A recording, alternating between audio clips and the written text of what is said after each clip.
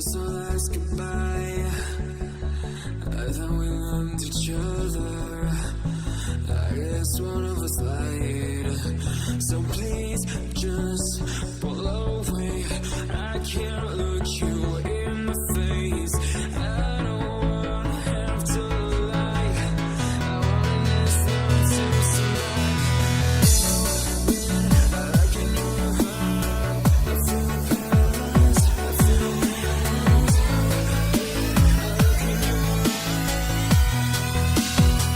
I feel paralyzed.